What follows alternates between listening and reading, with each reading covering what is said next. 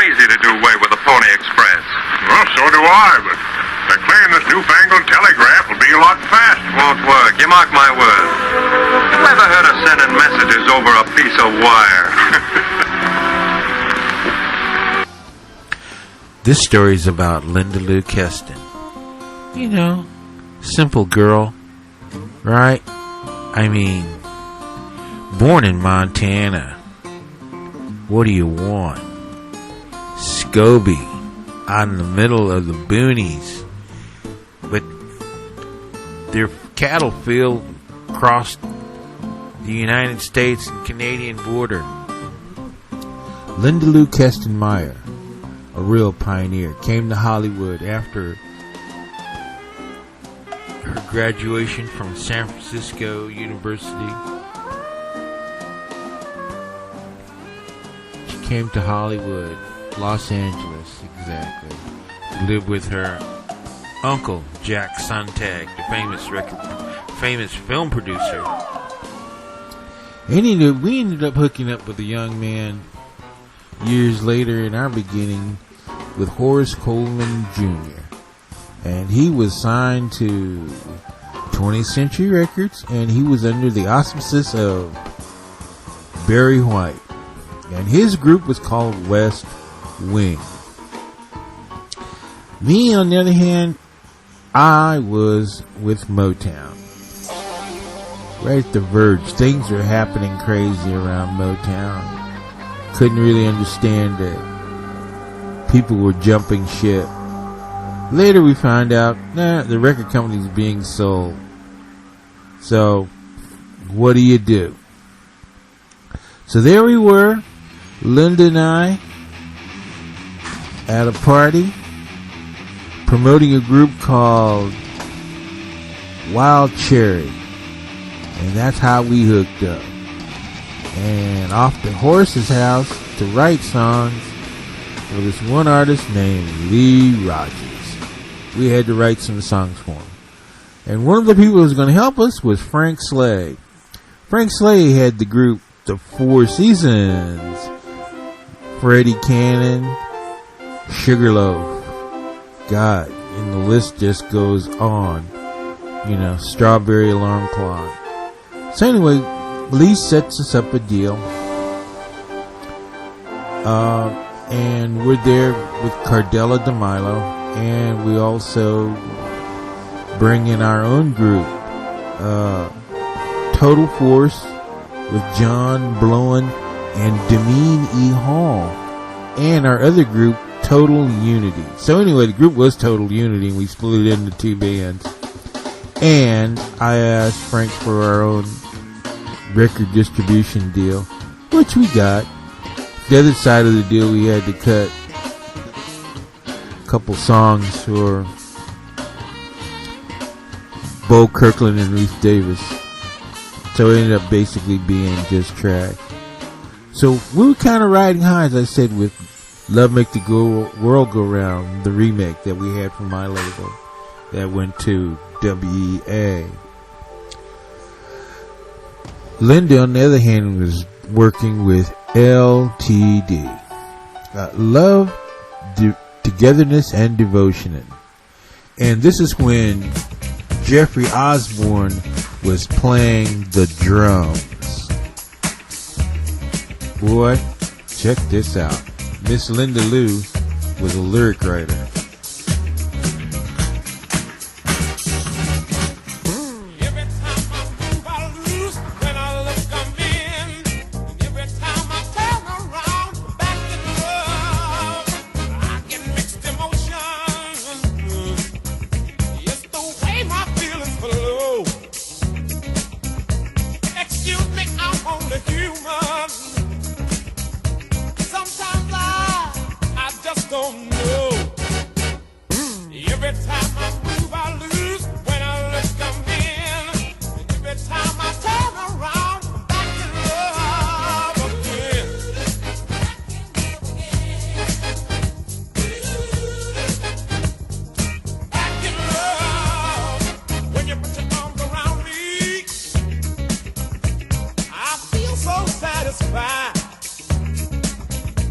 I want to love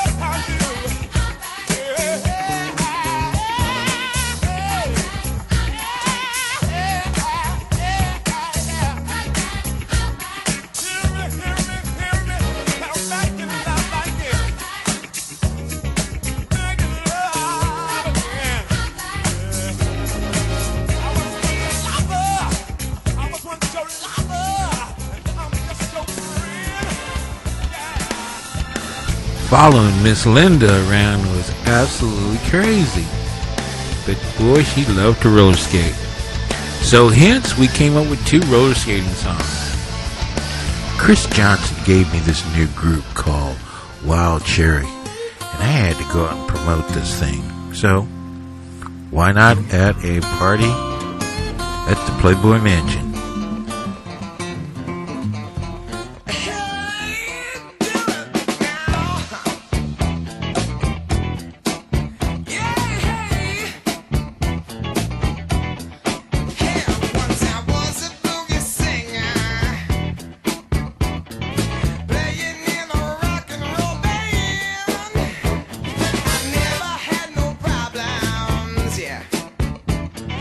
Burning down the one night stand.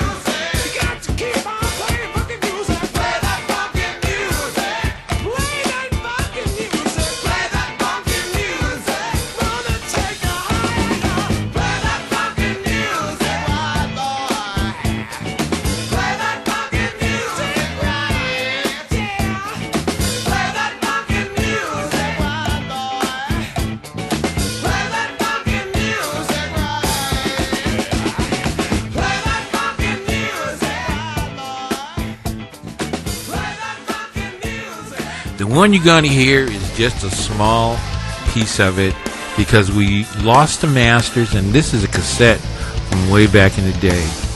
Horace decided he liked to do everything with big music. I like guitar music from the garage, and I love pressing records. So anyway, that's where we kind of start falling away, because Horace with his big orchestras with Barry White and me and my little garage sound, and I love to press records. Well, this is what Linda and I put together for our first production for the group Stick Your Fingers.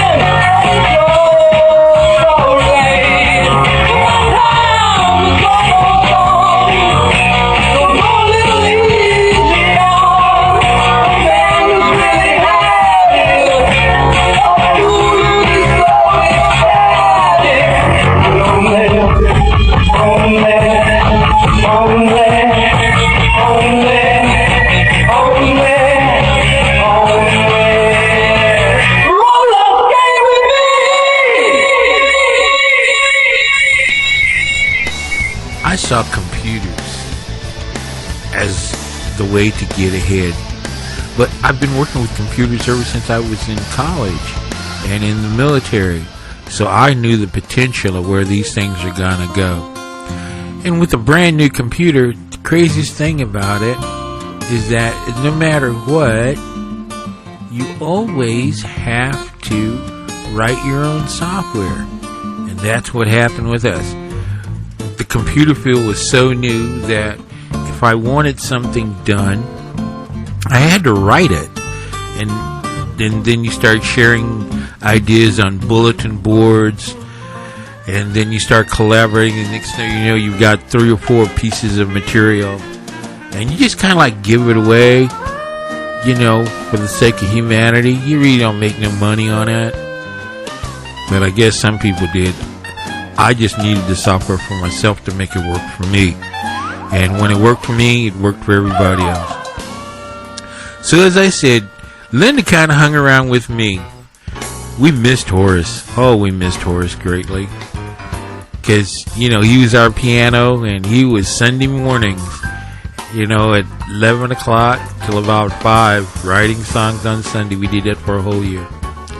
So anyway, I messed around, Linda and I, and we picked up a deal at Claridge Records. And with our deal, got hooked in with Lee Rogers, who got us the deal. I was with him at Motown. So Lee was working with Claridge Records, and we ended up getting a record deal, a distribution deal, and with 2 bands. At the same time while we were pressing with the records, I was still messing with software, computer software, video. We had started signing bands now. We couldn't rely on the music from the collections of the past, and we had to expand the record company to new people, new ideas. Anyway, Linda followed us from Platinum Sound with Claridge into Platinum Sound, our record company, and she was one of our producing people, and I produced records, Lee Rogers records, for Coleman, Kestin, and Smith Productions. It was a wonderful time. Lee was coming out of his suspension with Motown, and we waited 2 years doing other things, bring it up until we got Lee's contract. When he fulfilled it and he was let go, and on midnight that night, we released It Must Be Love and Rockin' Skate.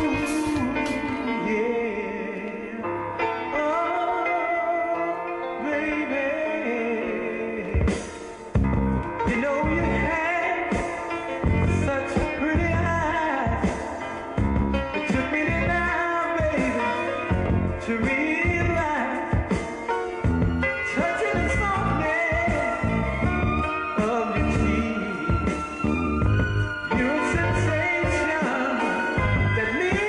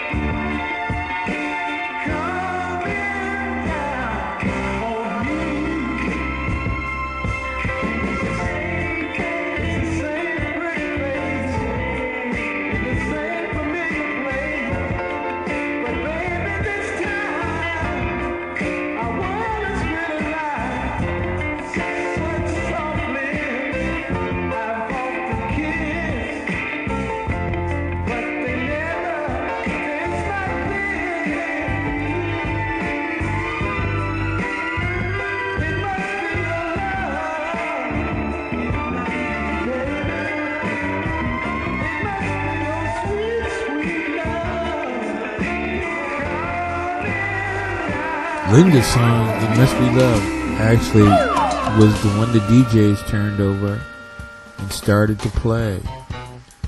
Rockin' Skates didn't fare too well. They didn't like it. So basically our little record was dead at birth, but spawned at something else totally different. A whole lot of new artists. Development of artists is expensive. Recording studios, song ideas, time and time and time.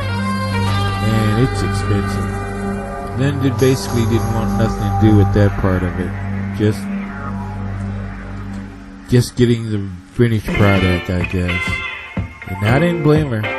Me, I was a slave to it. I loved it.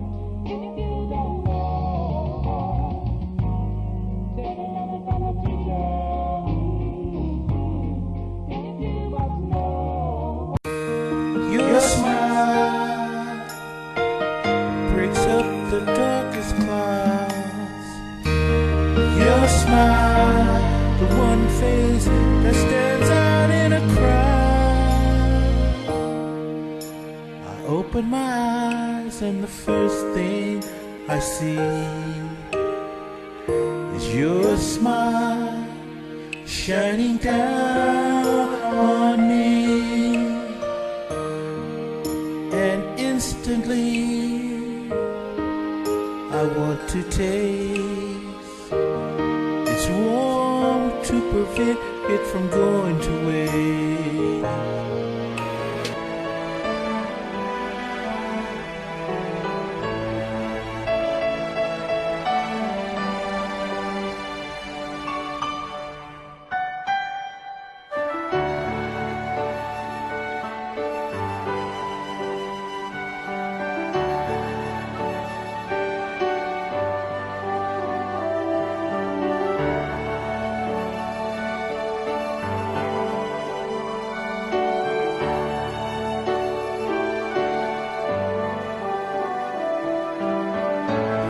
I just needed the software for myself to make it work for me.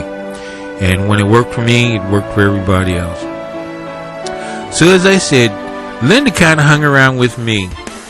We missed Horace. Oh, we missed Horace greatly. Because, you know, he was our piano, and he was Sunday mornings, you know, at 11 o'clock till about 5, writing songs on Sunday. We did that for a whole year. So anyway, I messed around. Linda and I, we picked up a deal at Claridge Records, and with our deal, got hooked in with Lee Rogers, who got us the deal.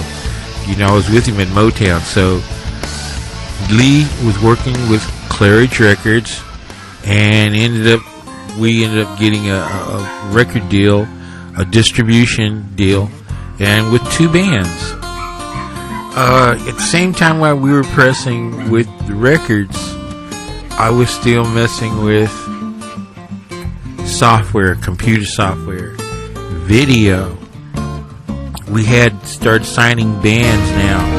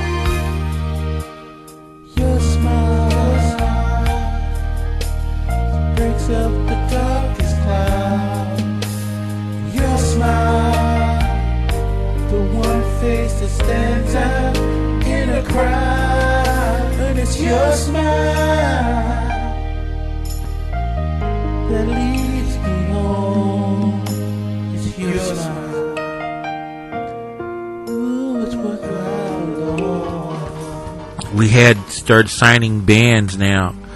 We couldn't rely on the music from the collections of the past, and we had to expand the record company to new people, new ideas. Anyway, Linda followed us from Platinum Sound with Claridge into Platinum Sound, our record company, and she was one of our producing people, and I produced records, Lee Rogers records, for Coleman, Kestin, and Smith Productions. It was a wonderful time. Lee was coming out of his suspension with Motown, and we waited 2 years doing other things, bring it up until we got Lee's contract. When he fulfilled it and he was let go, and on midnight that night we released It Must Be Love and Rockin' Skates. Now Linda's in this too. She's the writer, and we all handled this together on both sides of the single. She was right there at the beginning when we brought D-Town Records back to life. You know, it was very important for us. But we brought D-Town back to life because they were pirating Lee's records, and we wanted it to stop.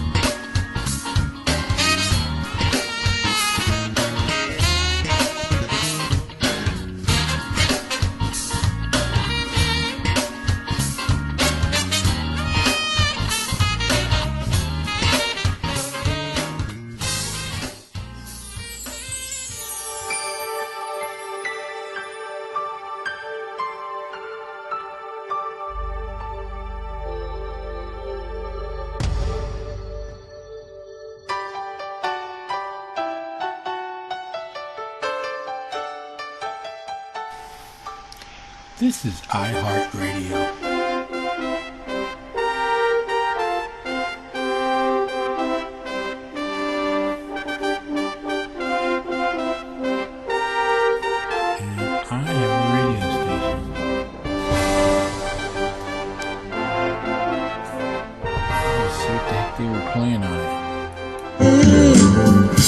As my eyes go through, my head is filled with your sweet perfume. My roving eyes gazing upon your lovely body. You're the one love, no one else but you. Only you can make you feel it. Can make you feel it. Feel the rain upon your lips. The magic in your fingertips. No one else can make you feel it.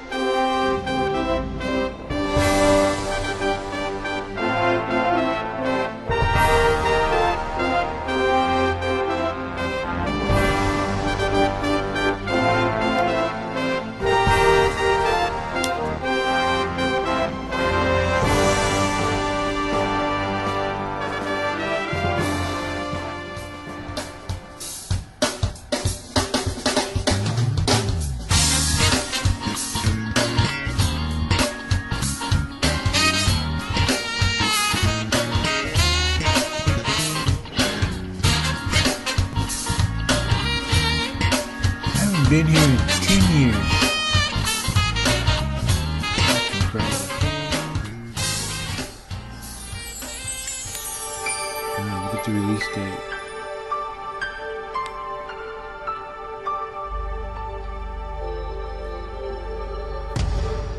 Whew. Man, I guess when I get mad at somebody, I really get mad at them, don't I? I don't give them a chance to breathe.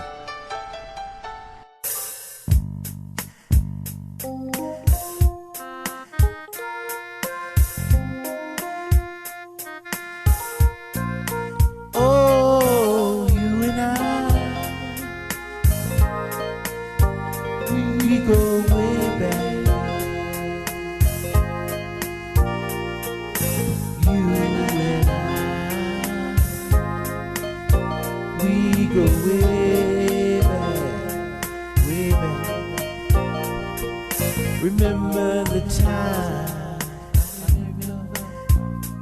We go way back. We danced to the temptation.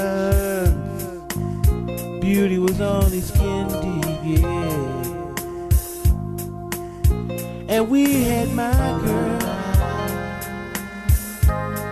Oh, it was just my imagination and all the things that we did. Oh, it was a great invitation. But you and I go way back. You and I go way back. You and I go way back. Oh, just you and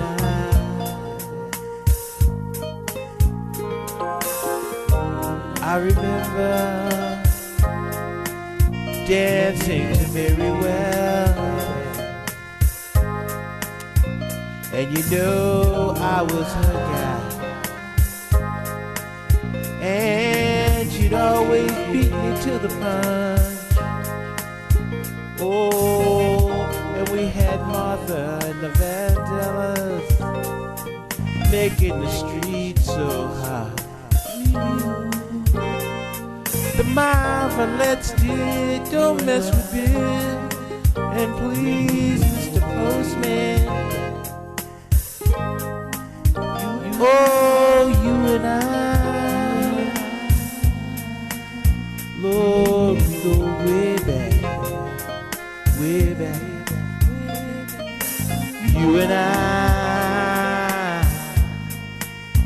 Lord, we go way back, way back. I remember our little girlfriend. Oh, if we won the game, it was so sweet. Oh, but if we lost, we were on our own 2 feet. And we go way back. We go way back. I go way back. I go way back. I go way back. I go way back.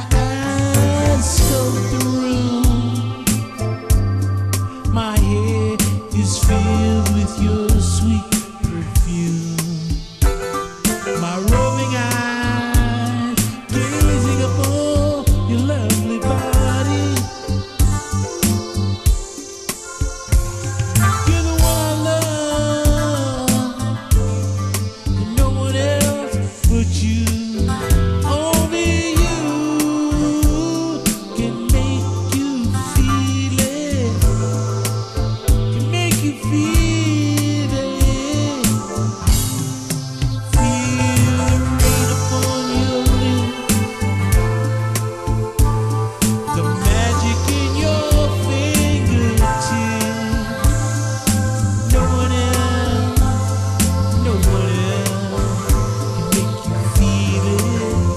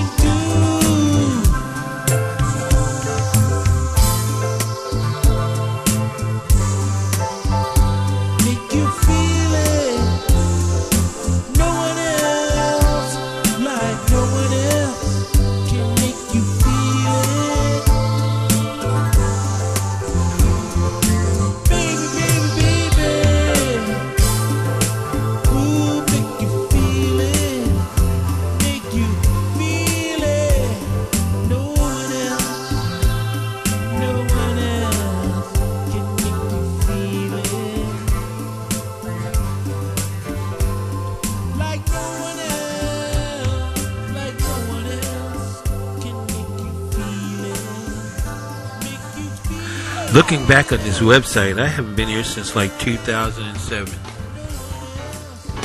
And you know, I had an opportunity to play some of the songs back.